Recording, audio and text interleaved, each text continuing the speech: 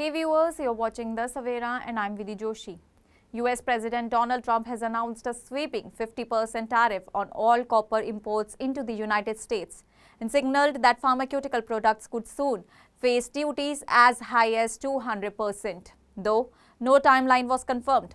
Trump added that at a cabinet meeting, "Today we are doing copper," indicating his intent to act under a Section 232 investigation launched in February, which allows tariffs on national security grounds. This copper tariff would be Trump's fourth major trade action in his second term, following similar moves on imported cars, steel, and aluminium. The US imported $17 billion worth of copper in 2024, with Chile supplying $6 billion. In response, copper futures in New York surged 15% to a record $5.68 per pound, driven by both market panic and pre-tariff stockpiling. Analysts warned that this move could raise costs across sectors like electronics, automobiles, and machinery.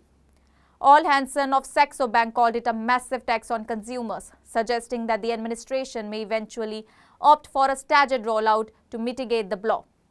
India faces divergent challenges from these developments. While it hasn't received a formal tariff notice, unlike Japan, South Korea, Bangladesh, Cambodia, and South Africa, Trump has made clear that a deal must be reached by the August 1, 2025 deadline. India exported $2.1 billion worth of copper globally in financial year 2024, with $360 million, around 17%, heading to the US. Although the US is India's third largest copper market after Saudi Arabia and China, the immediate impact may be contained due to India's diversified export base and rising domestic demand driven by EV production, energy infrastructure, and the National Infrastructure Pipeline. Still, exporters dependent on US orders must pivot quickly. Traders are already exploring new markets in Latin America and Southeast Asia. India's dual status as both copper concentrate importer and refined copper exporter offers a limited buffer against global price swings. The larger threat lies in pharmaceuticals. Trump has hinted that tariffs up to 200% on drug imports could be imposed after a 12 to 18-month grace period. India exported $9.8 billion worth of pharma goods to the US in financial year 2025, up from $8.1 billion in financial year 2024. The US is India's biggest market, accounting for nearly 40% of total pharma exports. Indian drug makers, particularly generic suppliers, are central to keeping US healthcare costs low. But these thin-margin businesses are highly exposed to cost shocks. A 200% tariff would make India generics uncompetitive, especially for small and mid-sized firms, and could force market exits.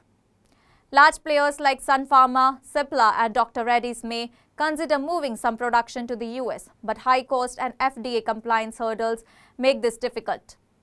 Indian pharmaceutical companies are pressing for exemptions or phased enforcement for essential drugs.